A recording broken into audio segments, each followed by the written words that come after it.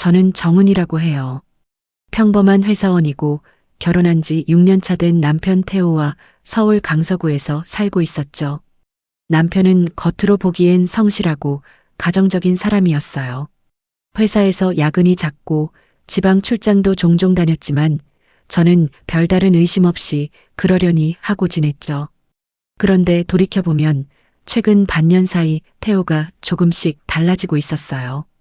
예전엔 퇴근하고 집에 오면 저녁도 같이 먹고 텔레비전도 같이 보던 사람이었는데 요즘은 저녁 약속이 부쩍 늘었어요.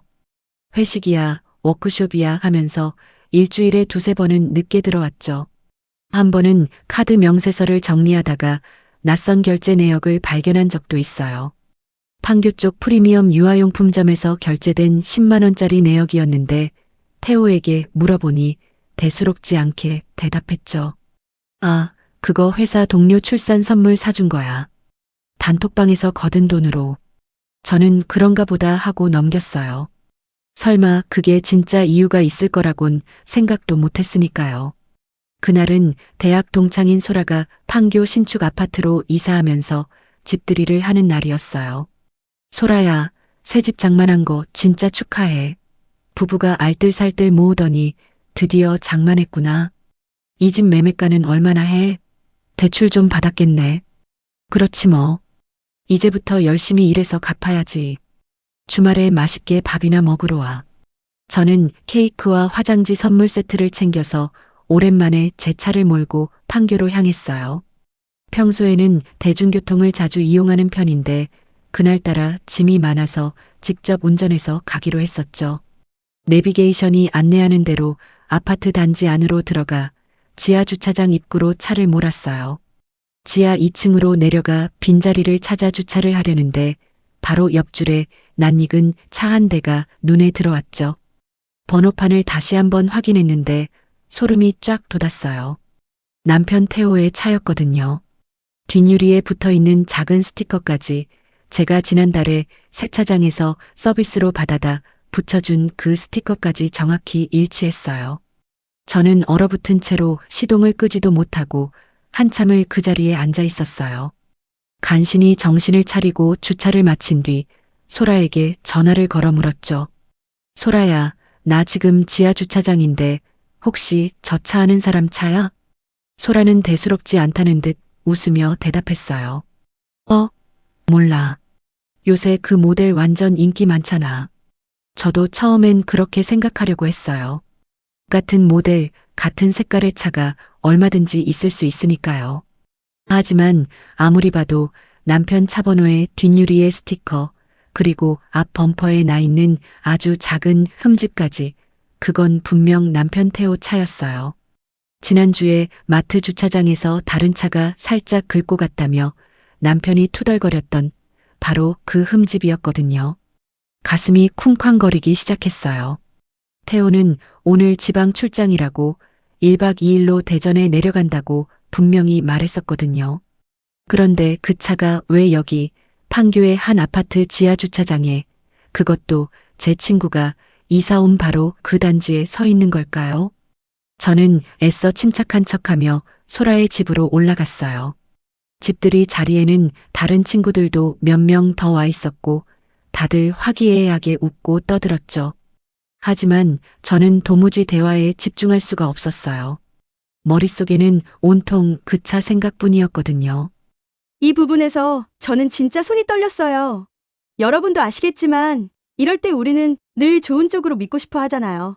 같은 차종이 얼마나 많은데 라고 스스로를 다독이면서요. 근데 사람 촉이라는 게 진짜 무섭더라고요. 사실 돌이켜보면 몇 달 전부터 조짐이 있긴 했어요. 남편의 휴대폰은 항상 잠겨 있었고 샤워할 때조차 화장실 안으로 가지고 들어갔어요. 새벽에 몰래 일어나 베란다에서 통화를 하는 날도 잦아졌고요. 여보, 요즘 밤에 누구랑 그렇게 통화해? 아, 회사 후배가 요즘 힘든 일이 있다고 해서 상담 좀 해주는 거야. 무슨 상담을 그렇게 매일 밤 30분씩이나 해? 당신은 신경 안 써도 돼. 회사 일이야. 그뿐만이 아니었어요. 2달 전엔 태호가 주말에 갑자기 등산을 간다며 새벽같이 나간 적이 있었는데 저녁 늦게 들어온 그의 옷에서 낯선 여자 향수 냄새가 났던 적도 있었죠. 그때도 저는 등산화에 묻은 흙을 보고 정말 등산을 다녀왔나 보다 하고 넘어갔어요. 지금 생각하면 그 모든 순간들이 다 신호였는데 저는 애써 외면하고 있었던 거예요. 그때는 그런가 보다 했어요. 남편을 믿었으니까요. 하지만 그날 소라의 집들이에서 남편의 차를 발견한 순간 그동안 애써 외면했던 의심들이 한꺼번에 밀려왔죠. 정은아, 너 얼굴이 왜 그래? 어디 아파? 소라야, 나 잠깐 나갔다 올게. 화장실 좀. 저는 화장실에 들어가 문을 잠그고 남편에게 전화를 걸었어요. 신호음이 몇 번 울리더니 태호가 받았죠. 여보세요. 여보, 지금 어디야? 나 지금 대전이지. 숙소 들어와서 좀 쉬고 있어. 목소리가 어딘가 부자연스러웠어요.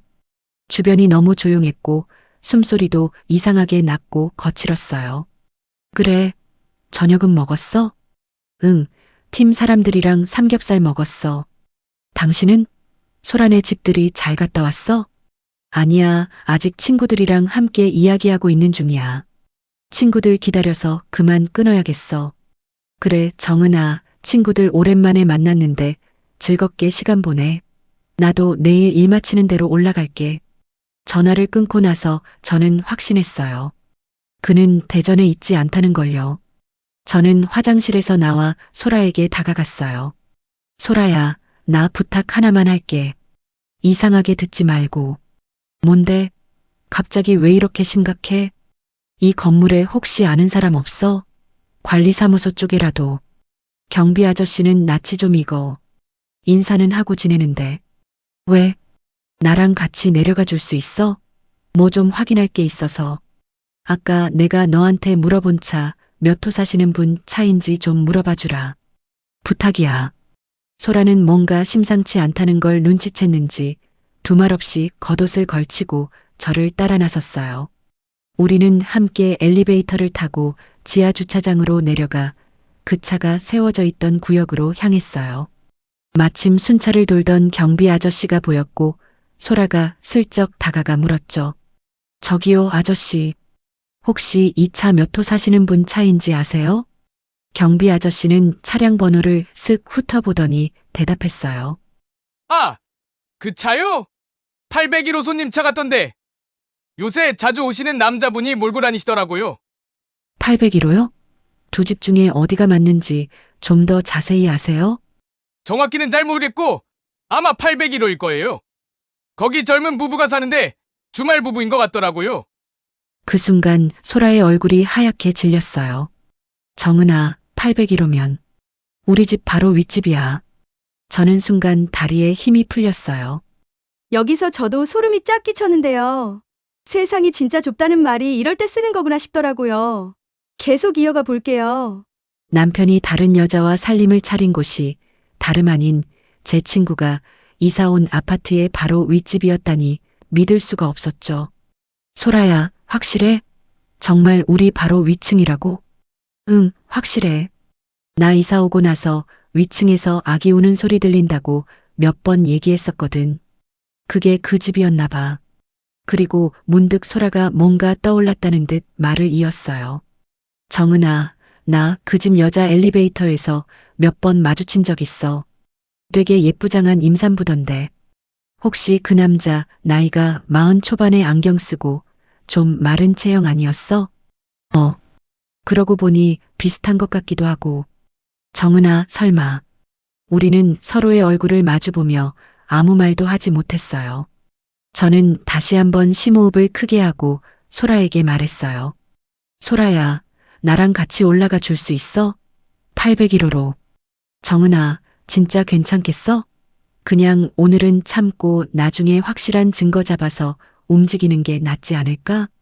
아니, 여기까지 왔는데 오늘 확인 안 하면 나 밤새 한숨도 못 잘 것 같아. 소라는 제 손을 꼭 잡아주며 고개를 끄덕였어요. 우리는 엘리베이터를 타고 8층으로 올라갔어요.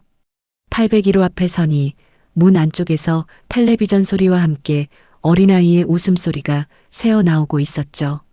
저는 심호흡을 크게 하고 초인종을 눌렀어요. 잠시 정적이 흐르더니 안에서 발소리가 들리기 시작했어요. 문이 열리는 순간 저는 제 두 눈을 의심할 수밖에 없었어요. 문을 연 사람은 다름 아닌 태호였어요.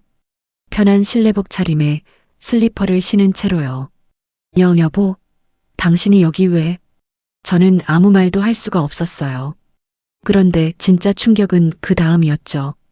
태호 뒤에서 5살쯤 되어 보이는 남자아이가 아장아장 걸어 나오며 소리쳤어요.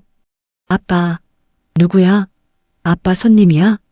아빠라는 그 한마디가 귓속을 파고들어 머릿속을 하얗게 만들었어요. 그리고 그 아이 뒤로 임신한 배를 감싸 안은 채 서 있는 젊은 여자가 보였죠. 그런데 그 여자의 표정이 이상했어요. 당황하거나 놀란 얼굴이 아니라 오히려 짜증스럽고 신경질적인 얼굴이었거든요. 여자는 저를 위아래로 훑어보더니 한숨을 푹 쉬며 말했어요.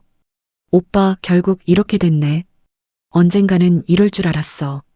그 말투에 저는 소름이 끼쳤어요. 이럴 줄 알았다는 게 무슨 뜻이죠? 저 사람이랑 무슨 사이세요? 여자는 오히려 저를 똑바로 쳐다보며 태연하게 말했어요. 저 유진이라고 해요. 태호 오빠랑은 뭐 굳이 설명 안 해도 아시겠죠? 저는 남편을 향해 소리쳤어요. 당신, 이게 다 뭐야? 이 여자는 누구고 이 애는 뭔데? 저 여자는 당신이 결혼한 거 알고 있었던 거야? 태호는 아무 말도 하지 못한 채 하얗게 질린 얼굴로 서 있기만 했어요. 대답을 못하는 태호 대신 유진이라는 여자가 오히려 팔짱을 끼며 입을 열었어요. 당연히 알고 있었죠. 오빠랑 저랑 만난 게 언제인데요? 저는 순간 다리에 힘이 풀렸어요. 무슨 소리예요, 그게? 정확히 언제부터 만난 거예요? 그 여자는 코웃음을 치며 대답했어요. 오빠랑 저는 오빠 결혼하기 훨씬 전부터 만났어요. 대학 후배거든요. 오빠를 뺏은 건 내가 아니라 당신이에요. 저는 순간 머릿속이 하얘졌어요. 그럼 저랑 결혼한 이후에도 계속 만났다는 거예요? 당연하죠. 오빠가 언니랑 결혼한다고 했을 때 저도 헤어지자고 했었어요. 근데 오빠가 매달렸어요. 너 없이는 못 산다고. 옆에 있던 소라도 상황을 파악했는지 믿을 수 없다는 얼굴로 끼어들었어요. 그럼 그쪽은 이 사람이 유부남인 거 처음부터 알고 계속 만나신 거예요? 그 여자는 눈 하나 깜짝하지 않고 대답했어요. 그럼요. 그런데 남편이 몇 년 동안이나 다른 여자랑 두 집 살림하는데 모를 수가 있어요? 도대체 이해가 안 되네. 그 여자는 나를 멍청하고 한심하다는 듯이 쳐다봤어요. 그렇게 눈치가 없으니 남편이 바람피는 거예요. 외도하는 남자들은 다 이유가 있더라고요. 그리고 갑자기 소리내어 웃기 시작했어요. 그 말을 듣는 순간 너무나 화가 나면서도 내 자신이 너무나 바보 같았어요. 그 여자 말대로 밖에서 애까지 낳아서 키우고 있었는데 아무것도 모르고 있었던 내 자신이 너무나 한심해서 참을 수가 없었어요. 저는 그 순간 온몸에서 힘이 다 빠져나가는 기분이었어요. 6년 동안 제가 믿고 살았던 결혼 생활이 사실은 처음부터 세 사람의 관계였다는 걸 알게 됐으니까요. 저는 겨우 정신을 붙잡고 다시 물었어요. 그럼 이 애는 언제 생긴 거예요? 지금 4살이에요. 저 임신했을 때 오빠가 그러더라고요. 아내가 애가 안 생겨서 걱정이라고. 그래서 저는 오히려 잘 됐다 싶었죠. 오빠가 어찌나 우리 민기를 예뻐하는지. 그러게 애를 빨리 낳지 그랬어요. 혹시 알아요? 애가 있었음 오빠가 나한테 이렇게 안 매달렸을지도. 그러니 나 너무 미워하지 마세요. 당신이 못해준 거 내가 오빠한테 해줬잖아요. 살면서 이렇게 뻔뻔한 여자는 처음 봤어요. 남의 가정을 깬 불륜녀가 저렇게 당당해도 되는 건가요? 더 화나고 짜증나는 건 바로 남편이었어요. 그 여자가 쓰레기 같은 발언을 쏟아내는데도 한마디도 하지 못하고 가만히 서 있기만 했죠. 저는 태호를 향해 소리를 질렀어요. 당신 나한테 임신 안 된다고 검사 받으러 다니자고 나 데리고 병원까지 다녔었잖아. 나 때문에 애가 안 생긴다고 속으로 얼마나 비웃었어. 나 바보 만드니 재밌었어? 차라리 진작에 말을 하지 이혼하자고. 왜 나를 이렇게 비참하게 만들어? 태호는 그제야 바닥에 주저앉으며 흐느끼기 시작했어요. 여보. 미안해. 처음엔 헤어지려고 했는데 유진이가 임신했다고 하니까 도저히 모른 척할 수가 없었어. 저는 헛웃음이 나왔어요. 모른 척할 수 없었다고? 그럼 나한테는 왜 그렇게 뻔뻔하게 거짓말을 하면서 살았는데? 그 여자는 오히려 저를 향해 날 선 목소리로 쏘아붙였어요. 언니, 억울해할 거 없어요. 저도 오빠 붙잡고 산 세월이 몇 년인데요. 애까지 낳고 여기까지 왔는데 이제 와서 저더러 어쩌라고요. 나라고 매번 집으로 돌아가는 오빠 뒷모습 바라보면서 좋기만 한 줄 알아요? 차라리 잘 됐어요. 이제라도 알았으니 오빠 그만 놔주세요. 애도 없으니 두 사람 헤어지는 거 뭐 그리 어려운 일 아니잖아요. 설마 여자애 애까지 있는 남자랑 계속 살겠다고 버티는 건 아니겠죠. 이 남자 제 법적인 남편이에요. 당신은 불륜녀일 뿐이라고. 글쎄요, 정말 그럴까요? 두 사람 혼인신고도 안 했잖아요. 부동산 세금 때문에 당신이 혼인신고 미루자고 했다면서요. 자기 발등 자기가 찍은 거지 뭐. 언니는 가정이나 남편보다 돈을 선택한 거 아니었어요? 저는 그 순간 이 여자와는 말이 통하지 않는다는 걸 깨달았어요. 두 사람 잘 들어. 오늘 일은 절대 그냥 넘어가지 않을 거야. 법적으로 책임물을 부부는 끝까지 물을 거고, 저는 휴대폰을 꺼내 거실 풍경과 가족사진, 아이의 얼굴이 나오지 않게 조심하면서 증거가 될 만한 사진들을 몇 장 찍었어요. 유진 씨는 그 모습을 보고 오히려 언성을 높였어요. 지금 뭐 하시는 거예요? 남의 집에서 함부로 사진 찍고 이거 불법 아니에요? 저는 차갑게 대꾸했어요. 불법인지 아닌지는 저희 변호사가 판단할 거예요. 그쪽이야말로 6년 동안 남의 남편이랑 살림 차린 게 무슨 죄가 되는지 이제 아시게 될 거고요. 저는 소라와 함께 그 집을 나섰어요. 엘리베이터 안에서 다리가 후들거려 벽에 기대설 수밖에 없었죠. 정은아, 괜찮아? 나 진짜 소름 끼쳤어. 저 여자 미안한 기색이 하나도 없더라. 응, 알아. 오히려 나한테 뻔뻔하게 나오는 거 보고 더 어이가 없었어. 그날 이후 저는 곧바로 이혼 전문 변호사를 찾아갔어요. 변호사님, 이거 어떻게 되는 건가요? 저 사람이 결혼 전부터 만나던 여자랑 계속 관계를 유지하면서 애까지 낳았어요. 그리고 그 여자도 제가 있다는 걸 처음부터 다 알고 있었고요. 변호사는 서류를 검토하더니 차분하게 설명해 줬어요. 이건 명백한 부정행위이고 상간녀 측이 혼인 사실을 처음부터 인지하고 있었다는 점이 아주 중요합니다. 손해배상 책임이 훨씬 무겁게 인정될 가능성이 큽니다. 저는 그동안 모아뒀던 증거들을 변호사에게 전부 넘겼어요.